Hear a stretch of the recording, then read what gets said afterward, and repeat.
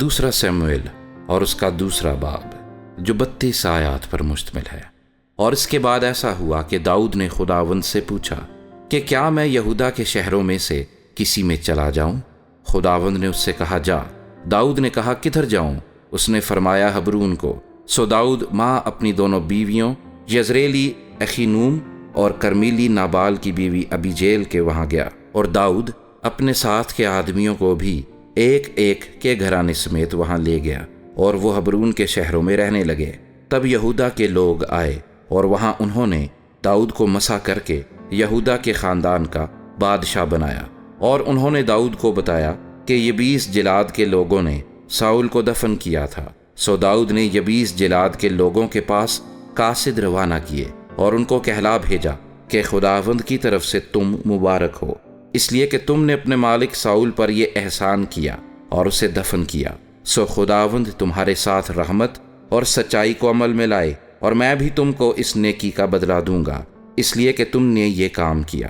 پس تمہارے بازو قوی ہوں اور تم دلیر رہو، کیونکہ تمہارا مالک ساؤل مر گیا اور یہودا کے گھرانے نے مسح کر کے مجھے اپنا بادشاہ بنایا ہے۔ لیکن نیر کے بیٹے ابی نیر نے، جو ساؤل کے لشکر کا سردار تھا، ساؤل کے بیٹے اشبوست کو لے کر اسے مہانیم میں پہنچایا، اور اسے جلاد اور آشریوں اور یزرییل اور افرایم اور بنیامین اور تمام اسرائیل کا بادشاہ بنایا۔ اور ساؤل کے بیٹے اشبوست کی عمر 40 برس کی تھی جب وہ اسرائیل کا بادشاہ ہوا، اور اس نے 2 برس بادشاہی کی۔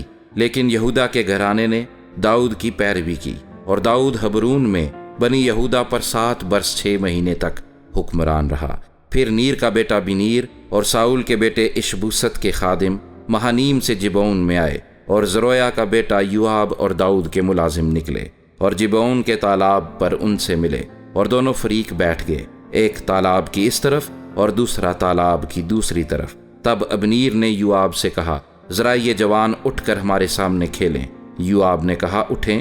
تب وہ اٹھ کر تعداد کے مطابق آمنے سامنے ہوئے، یعنی ساؤل کے بیٹے اشبوست اور بنیامین کی طرف سے 12 جوان اور داؤد کے خادموں میں سے 12 آدمی، اور انہوں نے ایک دوسرے کا سر پکڑ کر اپنی اپنی تلوار اپنے مخالف کے پہلو میں بھونک دی۔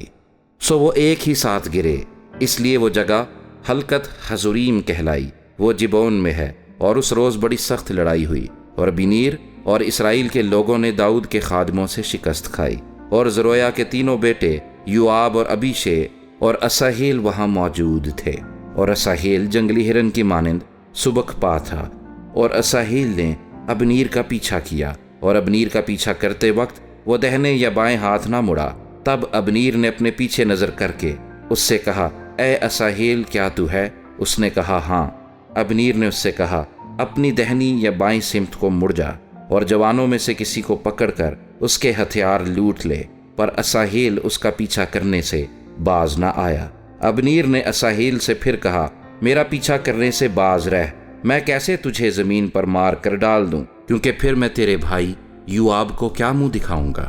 اس پر بھی اس نے مڑنے سے انکار کیا۔ تب ابنیر نے اپنے بھالے کے پچھلے سرے سے اس کے پیٹ پر ایسا مارا کہ وہ پار ہو گیا، سو وہ وہاں گرا اور اسی جگہ مر گیا۔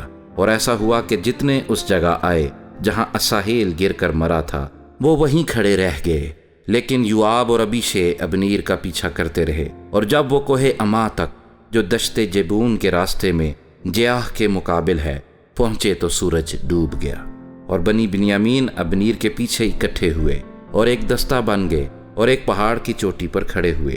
تب ابنیر نے یوآب کو پکار کر کہا کیا تلوار ابد تک ہلاک کرتی رہے؟ کیا تو نہیں جانتا کہ اس کا انجام کڑواہٹ ہوگا؟ تو کب لوگوں کو حکم دے گا کہ اپنے بھائیوں کا پیچھا چھوڑ کر لوٹ جائیں؟